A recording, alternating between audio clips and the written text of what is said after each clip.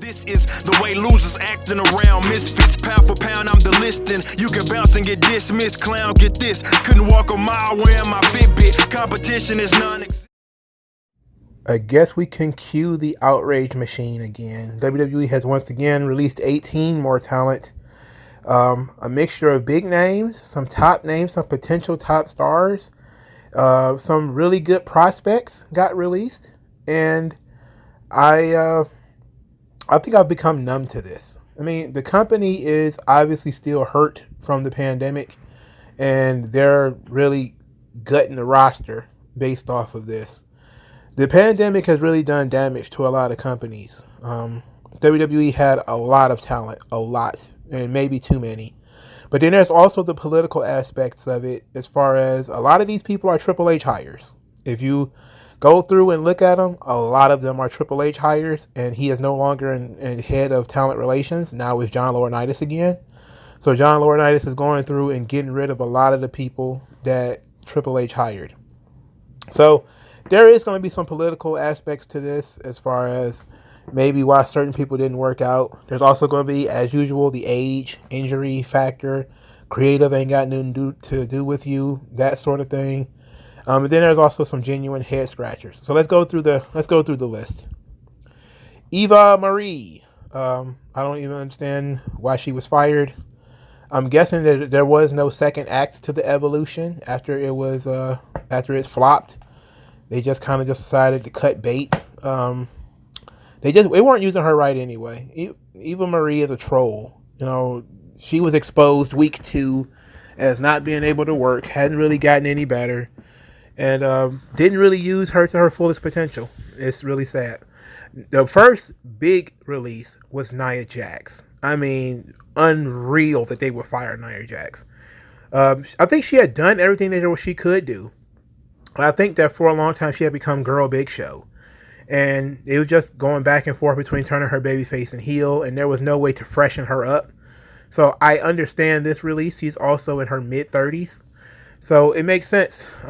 I thought Nia Jax would be a lifer, and maybe she is. Maybe she's done with wrestling now. I don't see Nia Jax, doing too much more wrestling. She may want to go somewhere else just, for the paychecks, but I have no doubt in my mind that Nia Jax will probably be back one day. One of the two huge head scratchers, Carrion Cross, who WWE seemed to have invested a lot of time and effort in with the vignettes. But at the same time, they did beat him in his first match on Raw. They also beat him again a couple of weeks later, maybe the next week. And then they tried to restart the character with the Sean O'Hara style gimmick. It didn't work. Carrion Cross should have been a slam dunk, and they dropped the ball. They absolutely dropped the ball on Cross. The guy can talk. The guy can work. The only issue was his age. And to be quite honest, I think that's what it boils down to. To me, he always had Sid Vicious energy, where he just seemed like a modern day Sid, and it really should have worked. And this has to be age, and he's a Triple H guy, so that's it. Next, the biggest release of them all, Keith Lee, another one, age. He took off 6 months or whatever like that because he had an inflamed heart, so he almost died, and they had to release him. They brought him back under the Bearcat gimmick. They spent all that time, and money on Bearcat and all that stuff, and now it's all over. It seems to me that the budget cuts they show a waste of money, because they fire people that they have already sunk hundreds of thousands of dollars into already. Like, you already sunk all kinds of money into Keith Lee. At least try to get that money back, at the very least. He had one appearance as Bearcat Keith Lee, or maybe 2 appearances, and now he's gone. I could go into the whole Keith Lee could do everything. He's one of the great wrestlers, yada, yada, yada. I mean, everybody says that stuff. Everybody knows how talented Keith Lee is. But Keith Lee is also 36, overweight, which is not their favorite, and a Triple H guy. So they're like, okay, what do we do? Bearcat is not really working out. Nobody likes it. It's I don't know, man. Keith Lee should have been a slam dunk too. They actually got to the free throw line with Keith Lee For Christ's sake, Survivor Series, the Royal Rumble, we had Brock even selling for Keith Lee. It should have been a slam dunk. They had Randy Orton do a clean job to Keith Lee on pay-per-view. It should have been a slam dunk. This is an absolute head scratcher. It makes no fucking sense. It makes no sense. Scarlett, of course, she never even made she never wrestled.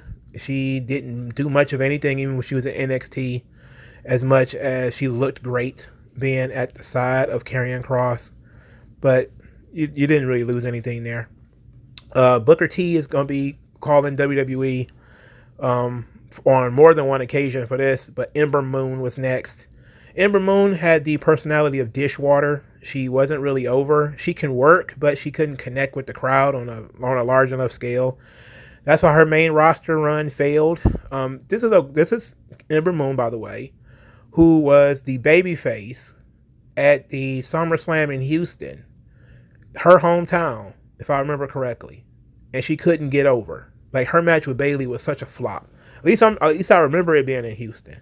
And they went through this whole thing about Ember Moon being, from Houston, and her, or was it a comeback? It was one of the two. But her match with Bayley was an absolute flop, and that was the highest she ever got.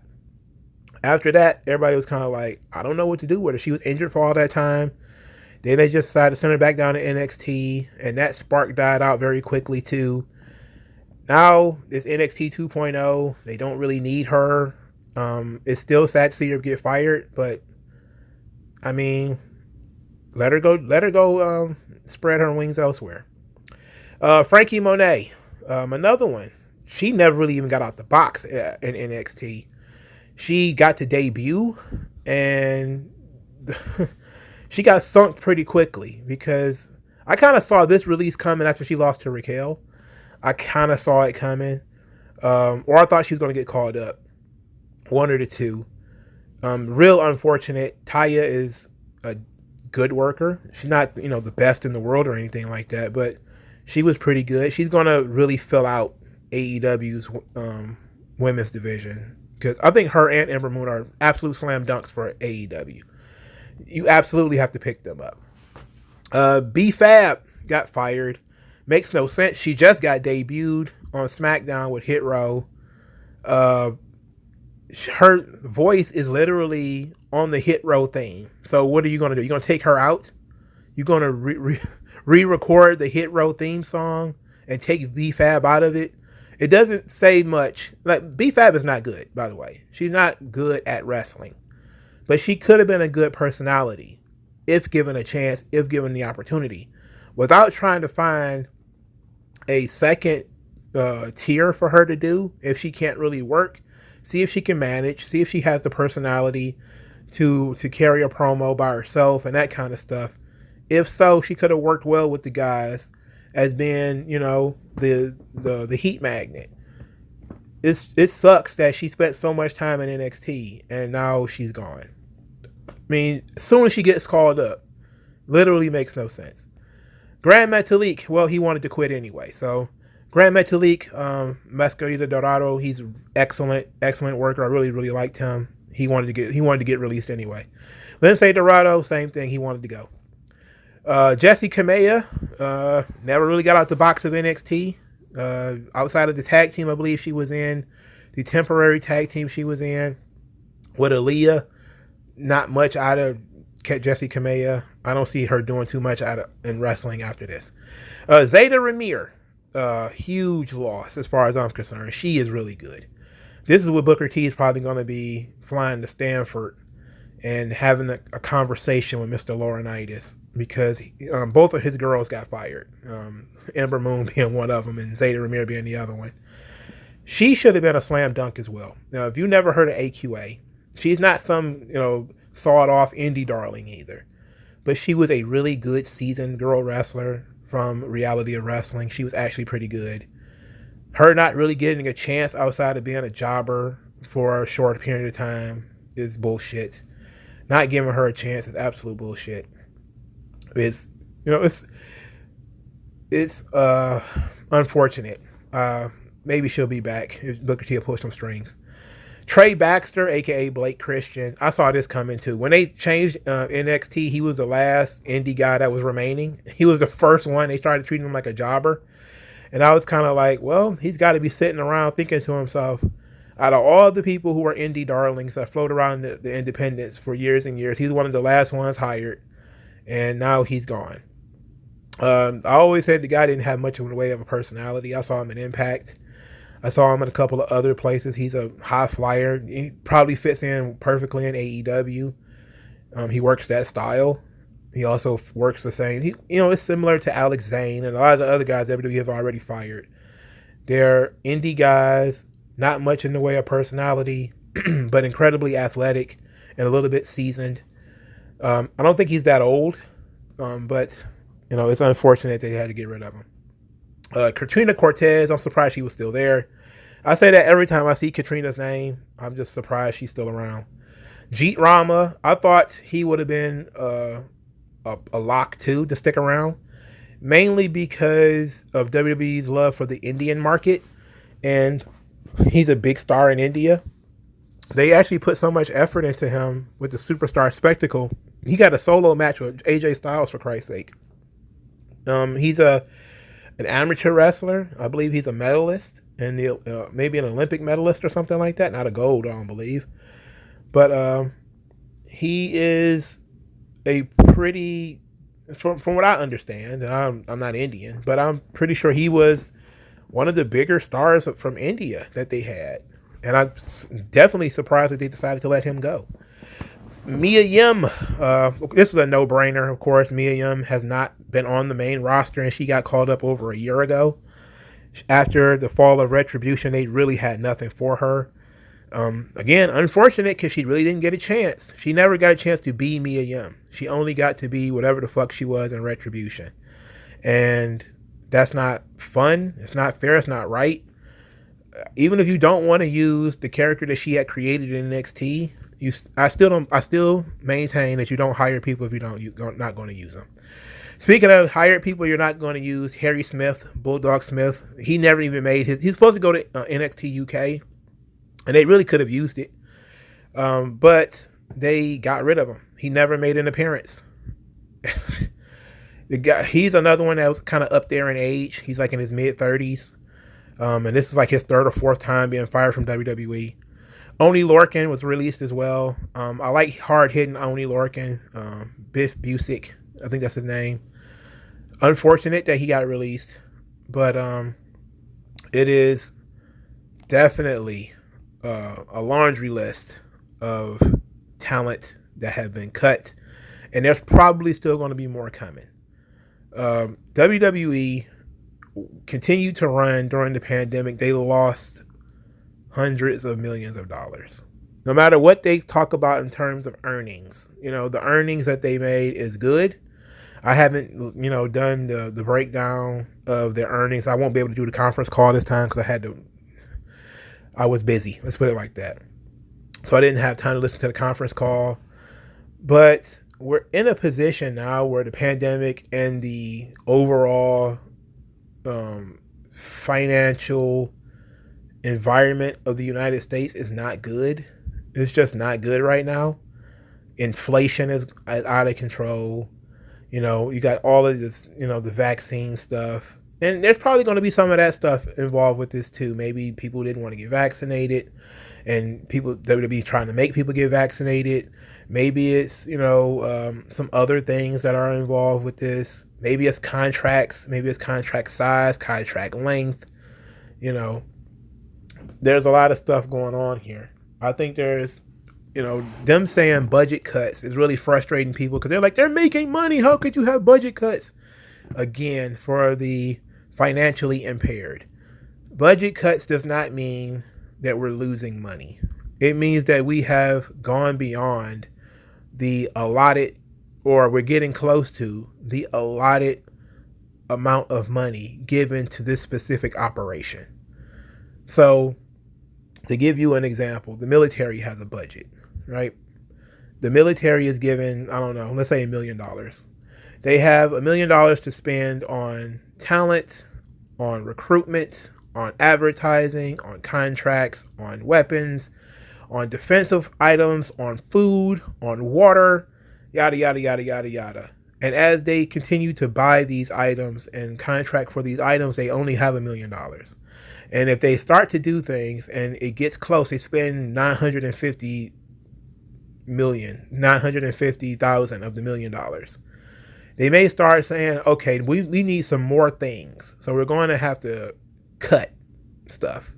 And you can say, oh, well, they'll find ways to make money. It's like, sure, they'll find new ways to make money. But you also have to realize a lot of revenue streams, despite the fact that, they might be up in some ways, some of them never really recovered,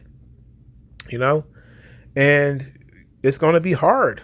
This pandemic is difficult for everybody, and AEW is not going to be immune to this. They're just trying to put it off as long as possible because they know that other companies are getting the bad rap for being the ones to make these cuts, because WWE, being the biggest promotion, is expected to be able to survive this kind of stuff. But again, you have several revenue streams cut off for months and months and months.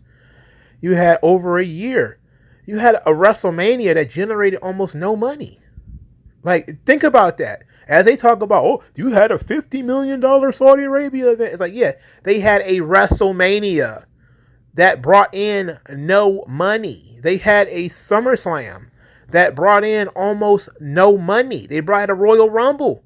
That's 4 big events that brought in no money. They had, 3 or 4 canceled Saudi events. They brought in no money. So you have all these big events that generated nothing near what the company was expecting.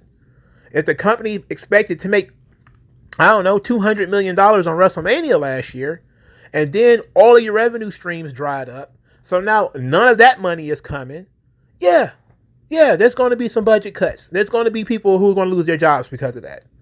And it's not going to be the bosses, because they weren't the ones making the decisions. There were people in the offices, and there's going to be wrestlers. It's unfortunate that this is going to be the case. But when you have a good 5 or 6 major events where they usually gross double digits and millions of dollars that didn't generate that because they couldn't sell tickets and they couldn't sell merchandise in the venue because they were Thunderdome shows, the only thing they could do to make money was sell subscriptions. It was the only way of making money. And they probably lost money on some of those events. So yeah, they're going to have to cut talent, and I'm surprised they're not going to be cutting more. I wouldn't be surprised if by the end of the year they're going to end up cutting more talent. When you work at the level that WWE is working at, you can't miss SummerSlam and have a half empty building for WrestleMania this year. They had a 2-night WrestleMania this year, and they couldn't have full capacity for either one. That's how recent the pandemic has damaged WWE.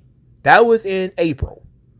Now, they was back to full power by SummerSlam, but you still had over a year where you couldn't sell tickets and your merchandise was very, very low. That's the kind of stuff they need to pay talent. They can't pay talent. So they hopefully they paid more to the people who worked during the pandemic. They got some type of hazard pay. Hopefully it wasn't just base pay. Maybe they got a little something extra. And I'm hoping on that. Not saying that they did. I'm saying I'm hoping. But when you have WrestleManias that don't generate any money, you can expect people to get fired. You can expect cuts. And they cutting across the board. It's not like they're only picking on NXT or they're only picking on the wrestlers. They're cutting people. They're cutting office staff. And it's unfortunate, but you have to look at the world around you. The world around you, man, is rough. It's very tough out there. It's very, very tough. And the wrestlers will bounce back, especially some of the older ones. They'll bounce back. They have reputations. Keith Lee, he'll be fine. Grand Metalik, he'll be fine. Trey Baxter, he'll be fine. Harry Smith, Mia Yim, Oni Lorcan, Frankie Monet, Ember Moon, they'll all be fine. you know. But B-Fab probably won't. She'll probably never wrestle again. She's not likely to go out on the independents and, you know, get better. Eva Marie, not likely. Right? Jessie Kamea, not likely. Zeta Ramir, oh, she could always go back to Reality of Wrestling with Booker T for a little while, and then maybe do a couple of shots for AEW before signing that big Impact contract or something like that. But again, I'm a fan of hers. Most of these people will bounce back in some way, especially if you have a reputation. Some of these other people, I believe, I'm looking at this list, I see some of them actually coming back in a couple of years, like Zeta Ramir. You know, I can see her coming back in a year or two. But some of the older talent, like Keith Lee and Mia Yim and Nia Jax and Carrion Cross, nah, this was their shot. You know, Frankie Monet, this was her shot. And it was at the worst possible time because it was during the pandemic. And I truly believe that this wouldn't have happened if the pandemic had not occurred and killed several of WWE's big events. You simply cannot.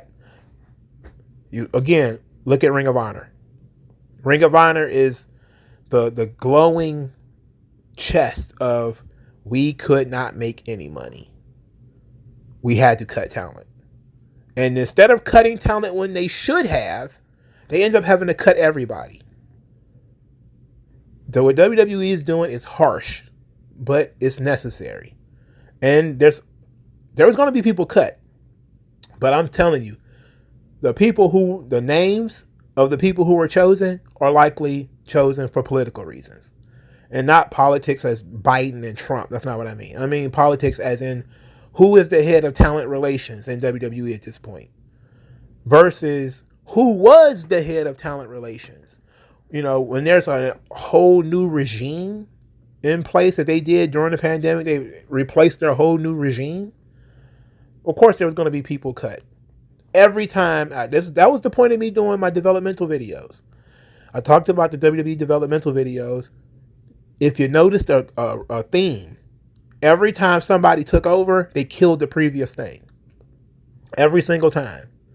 When Jim Ross was in control of WWE talent relations, there was OVW, there was Heartland, there was was it Deep South? I think it was also a Jim Ross idea. And then when John Laurinaitis took over, killed OVW, killed Heartland, you know, started up some other ones. And then when Triple H came in, he killed FCW, which was a John Laurinaitis idea, killed it, got rid of all those guys, started NXT. That's how this stuff works. It's ugly, it's disgusting, and the talent are just the low people on the totem pole when it comes to that. They're not the lowest, of course. The lowest would be, you know, the ring crew, the janitors, the people who run the buildings, you know. Those people would be the lowest. But the wrestlers are stuck in the middle, you know, because some of them are going to go on and be fine. Just like, you know, there's a lot of people who are flummoxed at the idea that a guy like Dolph Ziggler keeps surviving. How a guy like Jackson Riker, how do a guy like Elias keep making it? Why is Akira Tozawa still hired? But you fired Carrion Cross and Keith Lee, but you keep Akira Tozawa. Well, I think you have to put it together like a football team. Like, how many linebackers do you really need? How many quarterbacks do you need? How many corners do you need? How many offensive linemen do you need? You know, you don't really need that many, especially when you're in a way they are going younger. They're not going younger immediately, but if you look at NXT, they're going a lot younger. So they're kind of slowly but surely, you know, scraping that, especially the older ones. I personally, if I was going to cut the budget for WWE, I would look at the people who already want to leave. Those would be the first people I would want to gone. So the guys like Kevin Owens, who are already kind of, you know, winking and nodding about leaving. He was the guy I would have cut. Somebody like, Kyle O'Reilly or somebody like that. The people who want to leave already, even if they're being pushed currently, if you have to release the people who already want to go. That should be the first people that want to go. That's why I'm not upset about Lucha House Party, even though I like Grand Metalik and I was a big fan of his. He's been there for 7 years or something like that. They're not going to push him, not going to do anything with him, and he wants to go. Let him go. You know, and by the way, we don't know how many of these people wanted to be gone. I know for sure Grand Metalik and Lince Dorado wanted to be gone. Grand Metalik has been posting about it for 3 years that he wanted to get released. So he wanted to get released before Kalisto left. You know, so this whole thing is a gumbo of different issues. But I think the major one, if you have to ask, there's two major ones. One, the head of talent relations has changed. Two, the United States economy is trash. And the pandemic happened. So now they have to try to make that money back. They have to try to shave as much as they can. Sure they can bring in earnings. They can bring in as many earnings as they want, but what were their liabilities? You know? How many of these people did they have to pay to sit at home and do nothing? You know, how many of these people they had to pay medical bills for, like Keith Lee, for months and months and months?